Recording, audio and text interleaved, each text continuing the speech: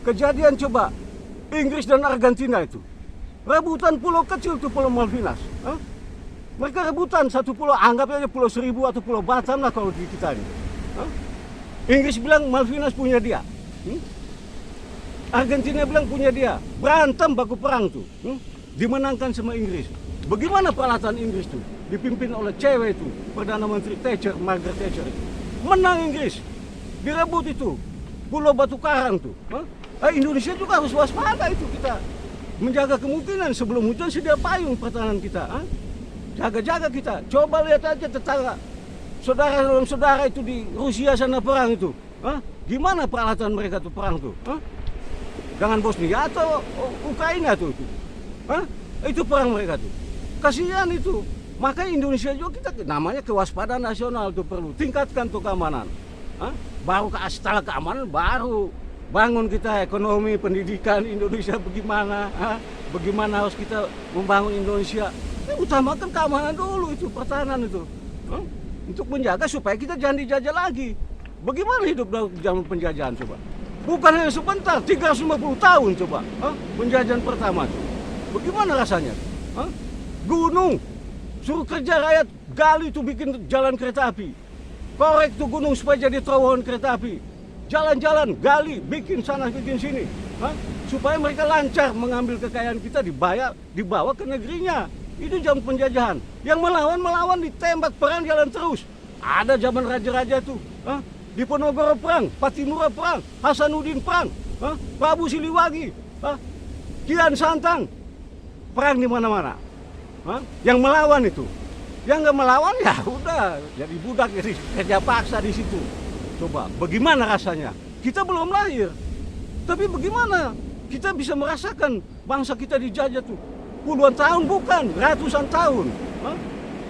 Supaya jangan dijajah lagi ya pertahanan kita siap-siap sebelum hujan sedia payung, ya nggak? Yang canggih-canggih itu bisa beli nggak? Beli itu kalau bisa, ya nggak? Begitu pertahanan, ya nggak? Itu habis penjajahan pertama muncul lagi penjajahan kedua, coba. Katanya itu berapa tahun itu? Gila itu bangsa kita nih. Bagaimana itu? Makanya kita rakyat kecil tuh harus pikir juga tuh. Merenungkan tuh bangsa kita tuh. Bagaimana nasib bangsa kita tuh. Begitu. Makanya perkuat pertahanan. Habis penjajahan kedua masih juga. Tapi untung Allah kita yang maha pengasih dan penyayang, ada yang maha tinggi, yang berkuasa, masih sayang kepada bangsa kita. Muncullah generasi Soekarno. Di zaman Soekarno muncul itu. Dicetak tuh sama Gusti Allah. Dicetak itu Soekarno, dibakar semangat yang menyala dengan kawan-kawannya supaya berjuang untuk kemerdekaan Indonesia di zaman Soekarno. Pergerakannya mereka bergerak secara sembunyi maupun terang-terangan supaya Indonesia merdeka. Asik juga tuh Soekarno tuh, ya nggak?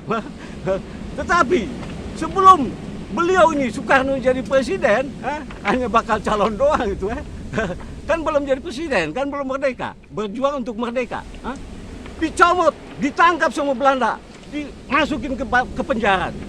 Ada di penjara Bandung tuh, Sukamiskin Bandung tuh, penjara Bandung tuh di Blok Timur tuh, nomor 1 di blok atas tuh, di Bandung tuh Sukamiskin tuh, nomor 1 kamar Soekarno tuh, lihat di sana di kamarnya tuh dikosongin tuh. Hanya ada fotonya, gambar Soekarno ada dipajang tuh di dinding. Kursinya, tempat tidurnya, meja kerjanya ada tuh. Di Sukamiskin Bandung tuh. Banyak anak-anak mahasiswa kunjung ke sana tuh, di Sukamiskin Bandung. Penjajah berontakan jalan terus. Soekarno di dalam penjara, di Jawa Tengah sana di Ponorogo tuh pasukan Sudirman tuh perang jalan terus tuh, berontak sebenarnya sama penjajah itu. Bingung nih penjajah Belanda nih. Kenapa bosnya atau jagernya atau pemimpinnya kita tangkap di dalam penjara nih? Perang jalan terus nih, siapa yang mimpin nih? Buang aja dia nih, Soekarno nih. Jangan terlalu dekat nih di Jawa, Bandung nih. Buang. Singkat cerita, tahu-tahu nyangkut di Ende. Di Pulau Flores di Ende nyangkut Soekarno. Nyangkut Soekarno di sana, ya disitulah pemenungan Soekarno ketemunya ada konsep atau renungannya ada ketemu Pancasila itu yang dijadikan dasar negara. Tetapi belum jadi ini, belum jadi presiden dia tuh. Hanya bakal calon doang, udah dijeblosin dalam penjara. Bakal calon presiden dipenjarain, ditangkap coba. Enak zaman kita sekarang merdeka. Bakal calon presiden bukan ditangkap ke penjara, malah ngeluarin duit poya-poya sambil makan minum dengan anggotanya. Pesta pora kan, rapat ke sana ke sini, ngeluarin uang. Bung Karno bakal calon presiden bukan ngeluarin uang. Sengsara, ditangkap sama Belanda, penjara lagi, diangkut. Malah mau dari Bandung mau ke Flores mungkin mau dibuang di tengah laut. Mau dibuang ya bagaimana ngangkatnya, mau buang ke laut. Berat Soekarno.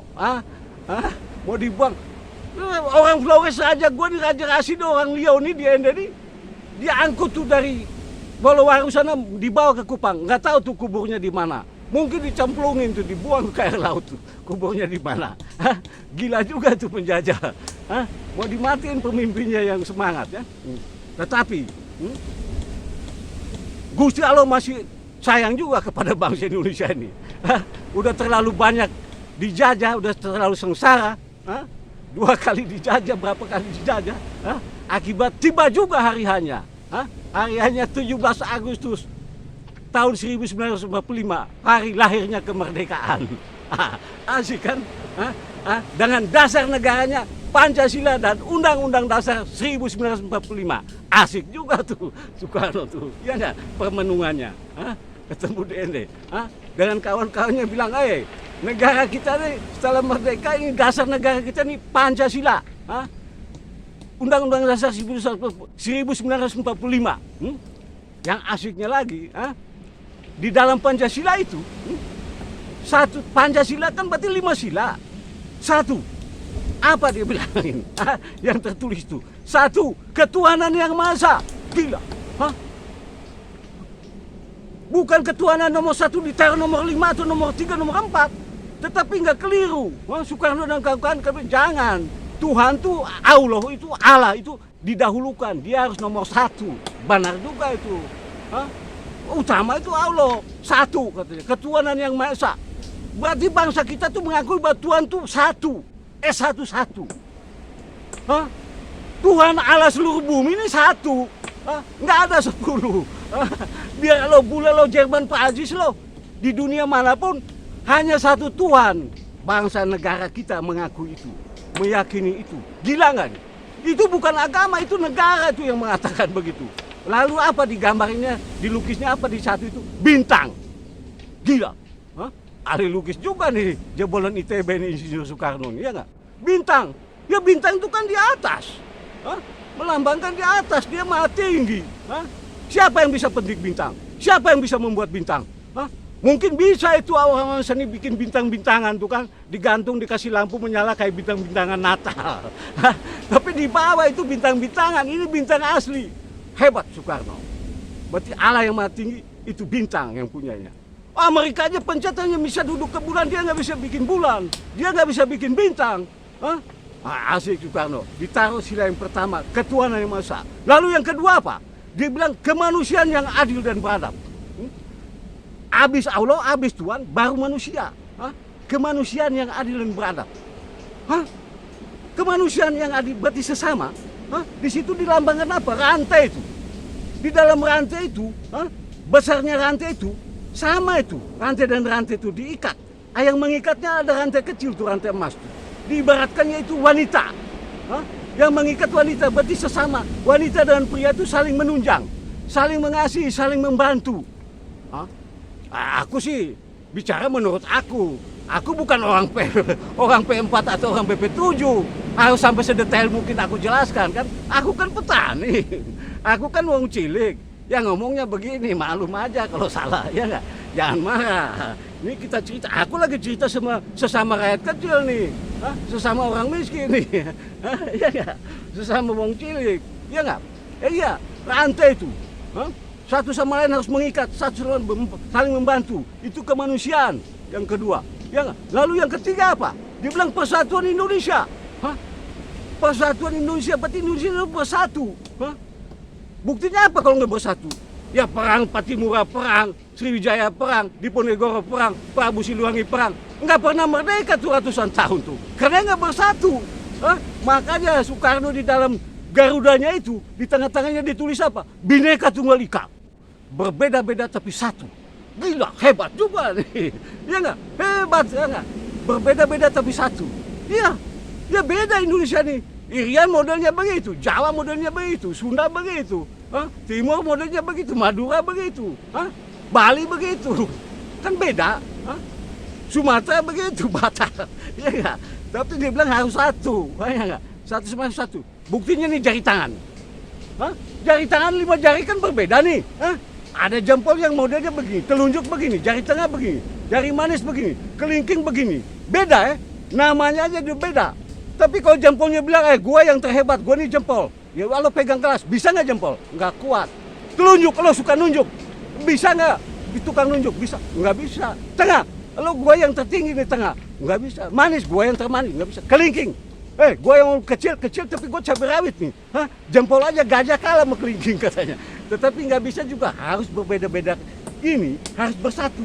Karena bersatu bisa terangkatlah itu, kegenggam itu satu sebuah gelas. Ini contoh. Asik juga Soekarno tuh dilambangkan kepada beringin lagi itu persatuan Indonesia. Ya nggak? Iya, ya pohon beringin kan bersatu tuh. Akar, batang, dahan, ranting, cabang, daun, bunga, buah. Menyatu mereka. Akar walaupun kecil dia tahan itu supaya tahan batang yang besar. Batang yang besar juga dia tahan itu ranting cabang-cabang itu. Cabang-cabang tahan ranting-ranting ke daun-daun bunga ke buah. Bersatu mereka. Diterjang banjir bandang juga kuat itu pertahanan itu.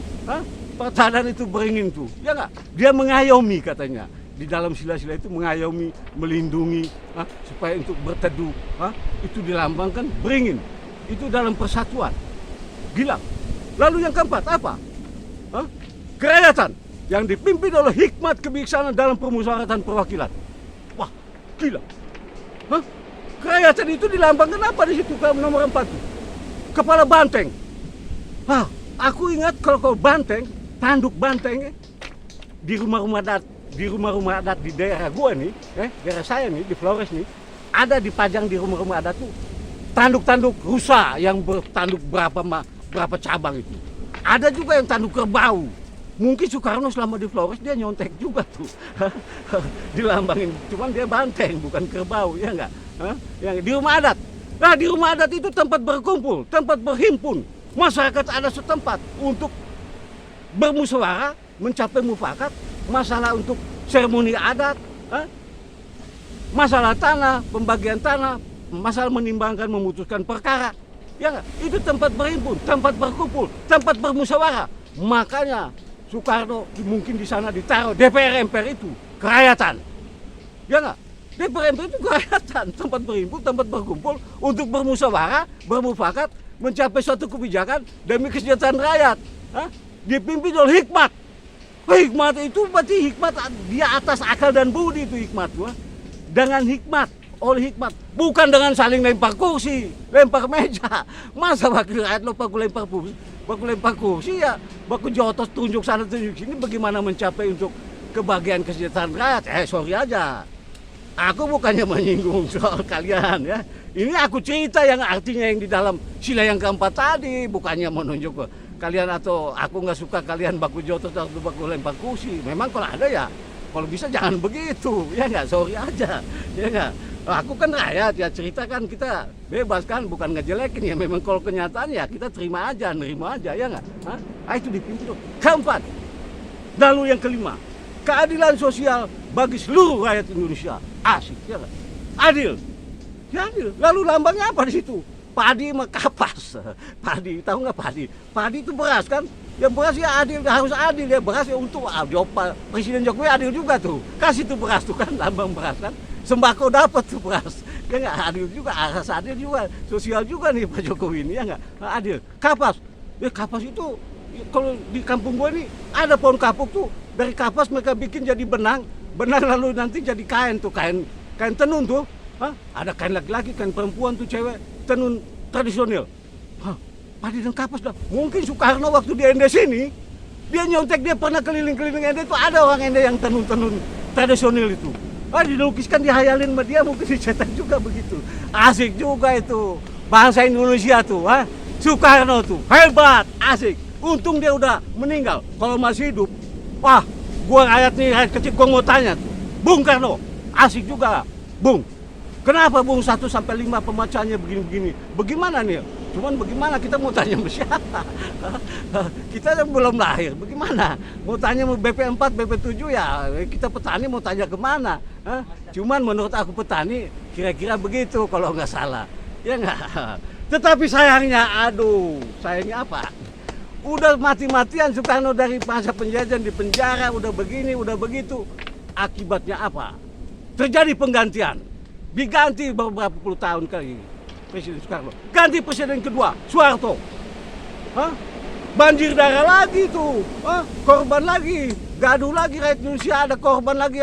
Apa tuh pecah dibilang berapa jenderal tuh mati lubang buaya tuh. Yang dihitung yang jenderal 7 berapa mati lubang buaya aja, yang lain-lain gak dihitung tuh. Itu pergantian presiden gaduh begitu presiden kedua. Nah presiden kedua ini berapa puluh tahun, 5 ronde atau 5 periode, pecah lagi, mau ganti lagi presiden ketiga, gaduh lagi, korban lagi itu zaman KAPI kami, zaman KAPI kami tuh gue masih kecil tuh, di jalan-jalan tuh mahasiswa KAPI kami tuh jatuh mau ganti presiden Soeharto, korban juga itu, gila itu, ya, lalu. Ganti lagi presiden ketiga siapa tuh? Habibie kok siapa tuh? Ya nggak? Gaduh lagi, goyang lagi tuh. Perang saudara berarti kita sama kita tuh. Berarti bukan Bhinneka Tunggal Ika lagi tuh, ya nggak? Ya udah langgar-langgar nih Pancasila lo, Gila kan? Nah ini harus pikir kita bangsa Indonesia. Gimana tuh ke depan?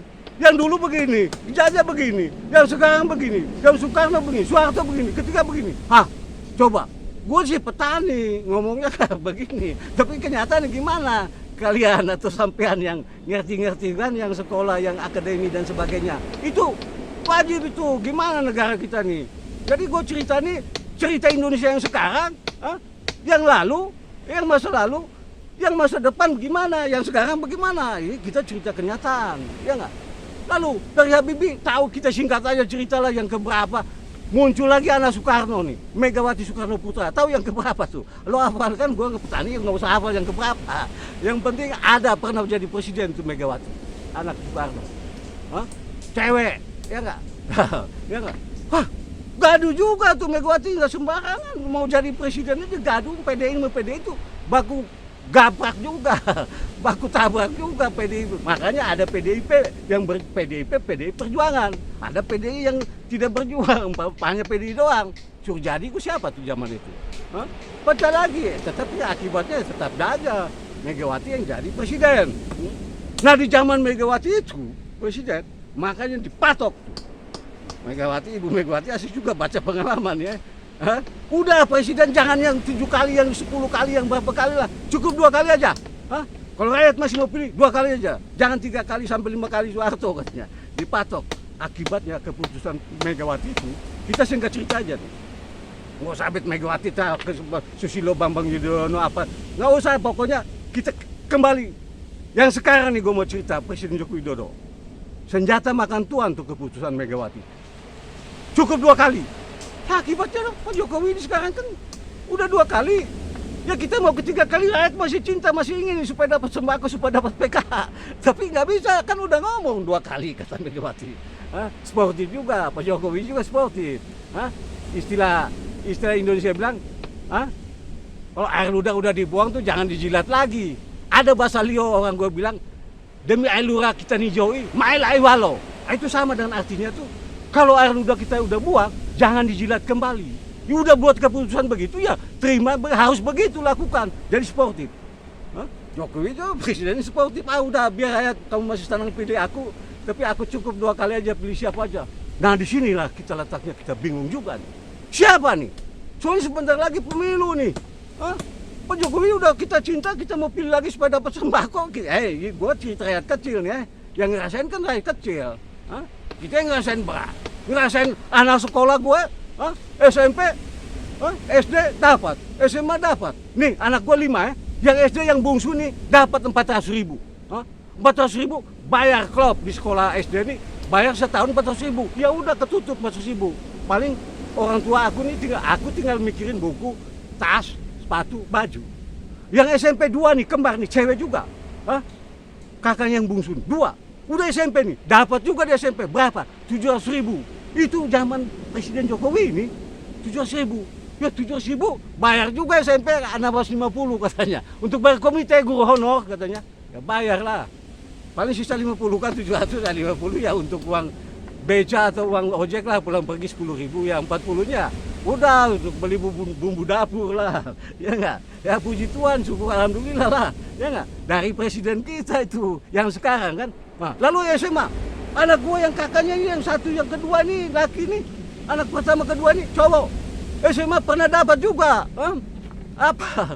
Uang sekolah apa 1 juta dia, SMA itu, juta, setahun 1 juta, dia bayar juga SMA, cuman gua nombok 1 juta, karena SMA harus bayar 2 juta nih swasta nih. Iya enggak? 2 juta ya udah nombok. Untung ada teman gua itu, Gatot Pastjoko anak Kudus. Tahu di mana sekarang dia tuh? Dia banyak bantu gua tuh, anak sekolah gua, untung dibayar dia. Bantu gua. Teman gua dari muda tuh anak Kudus. Gua pernah ke rumahnya di Kudus sana. Hebat tuh orang tuh. Anak ITT, pernah jebolan ITT Bandung tuh. Gatot Pastjoko tuh bantu gua tuh. Sehingga anak gua tamat semua SMA. Ya mau kuliah nggak bisa, gua nggak punya duit, petani. Ya udah merantau aja lo Kalimantan sana, kerja sana. Yang penting lo bisa makan, lo bisa minum, kan gitu. Syukur-syukur lo ada lebihnya ngasih ke gue orang tua kan. Begitu, nggak bisa paksa juga. Ini bingung lagi nih anak gue nih, SMP ini mau tamat mau masuk SMA nih, gimana nih? Bingung juga, yang ke SD juga masuk ke SMP lagi, bingung juga nih. Udah, mau bagaimana di rakyat kecil? Tadi kita rakyat kecil ya, yang kita udah ngerasain begini, nanti kedepannya tuh lain kali kalau ada pemilihan presiden, kita mikir-mikir, lihat-lihat dulu nih. Di sini kita udah kelihatan nih yang muncul nih ada 3 jago nih ya, 3 jago nih. Pak Ganjar, Gubernur Jawa Tengah itu mantan, lalu Pak Prabowo, aduh Pak Prabowo ini orangnya asik juga nih. Halo bos, Pak B, Jenderal, gua atas nama bapak gua kan Kopral, bapak gua nih Tentara Siliwangi Kopral, jadi atas nama bapak gua Kopral. Hormat kepada sang jenderal nih Prabowo, orang kita juga, karena kita keluarga besar ABRI, kita keluarga KBA. Ya enggak? Asik juga. Asiknya kenapa Prabowo? Ya asik. Perang politik. Dengan Pak Jokowi, pemilihan presiden. Kalah Pak Prabowo, dimenangkan loh Pak Jokowi. Sportif ya. Lalu Pak Jokowi juga hebat, kebatinnya hebat, sosialnya hebat Pak Jokowi. Lawan politiknya Prabowo diangkat, ditarik jadi menteri lagi. Nggak ada tuh presiden yang begitu, pasti dendam. Tapi Pak Jokowi enggak, tarik lo jadi menteri. Menteri apa? Bukan menteri jaga gudang beras, menteri pertanian, menteri pertahanan. Bilang, ya kalau Prabowo-nya nggak asik juga, orang pengkhianat, bukan jiwa kesatria, jiwa pejuang tentara. Ya udah matiin aja tuh dulu musuh gua tuh, dia pegang pertahanan kok. Tapi asik Prabowo, satria, jiwa besar, bangsawan, negarawan, sportif, menjalankan tugas pertahanan serius, dimajukan itu. Asik itu, asik bos jenderal, asik. Ya bos, kalau jadi presiden bos jangan lupa, rakyat kecil kayak kita nih wong cilik ya, gitu. Orang mungkin pada takut, ngeri, soalnya tampang ABRI ya. Padahal hatinya baik, aku tahu. Ya nggak, merayat, ya nggak, asik juga. Lagi, ada lagi tuh, Anies Baswedan. Wow, orang profesor itu, guru besar tuh, pintar juga ya. Ya aduh, Pak Anies, profesor si profesor, awas, hati-hati rakyat kecil nih kayak kita nih, jangan lupa loh. Jangan ngingetin aja hanya mau ngebangun kota Jakarta supaya jadi seperti metropolitan Amerika sana atau Singapura atau Inggris ya. Majuin sana orang-orang balap apa mobil kendaraan. Ya kita desa ini nggak ada punya mobil balap. Di desa ini hanya mikirnya supaya bisa makan, bisa make, bisa sekolahin anak, bisa kuliah, supaya lancar gitu aja lah. Ingat, aku lihat nih belum ada cawapres, wakil presidennya belum muncul nih, baru 3 jago. Siapa lagi yang muncul? Belum ada, belum kelihatan, baru 3 kan? Pak Ganjar mungkin, apakah ini Pak Ganjar ini fotokopinya Pak Jokowi? Nggak tahu juga ini. Soalnya jangan-jangan nih di belakang layar nih ada Pak Jokowi dan Ibu Mega di belakang Pak Ganjar nih. Mungkin saja. Lalu kenapa tuh anaknya Ibu Mega tuh Mbak Puan itu? Aduh, Jenderal, kenapa? Udah bisa nggak tuh tarik aja Mbak Puan tuh anak Ibu Mega tuh jadi wakil, atas nama perempuan. Cuma ada perempuannya loh. Tarik pasang, bisa nggak? Ini mah anggap aja tuh cerita rakyat warung kopi orang bodoh lah. Kalau mau dipakai pakai atau siapa nggak tahu lah. Nah, itu yang ada juga di Jawa Timur tuh. Bagus juga bisa nyedot tuh Jawa Timur tuh Ibu Risma tuh. Hah? Orang asik juga tuh. Maksudnya supaya membawai kaum perempuan. Karena di Indonesia ini pemilih-pemilih yang banyak di perempuan. 50% lebih katanya tuh. Hah? Banyak di perempuan. Ya tuh udah, ibu-ibu tenang, ibu-ibu kan orang kita, orang bangsa sembako, orang ibu-ibu PKH ya udah ibu-ibu jangan lari kemana-mana Bu. Ya, yang penting cari presiden yang bilang nggak hilangin sembako, nggak hilangin PKH, nggak hilangin anak sekolah, nggak hilangin itu segala macam. Ya udah aja kita udah nggak usah cari-cari yang aneh-aneh. Gitu aja lah ya. Mohon maaf aja kalau mungkin dalam kata-kata gue ini ya salah atau mungkin kurang atau mungkin ada yang tersinggung yang nggak berkenan. Sorry aja ya, nggak mau nawat lahir batin ya. Hampura ya nggak? Ya begini dong namanya petani ya. Bukan orang sekolah yang ceritanya harus tersusun rapi, harus begini pertama. Enggak, petani ya ceplos-ceplos aja, anggap aja warung kopi ya. Jangan marah ya. Wassalamualaikum. Wabillahi taufik wal hidayah. Wassalamualaikum warahmatullahi wabarakatuh. Amin. Haleluya. Puji Tuhan. Alhamdulillah. Indonesia merdeka. Merdeka. Merdeka.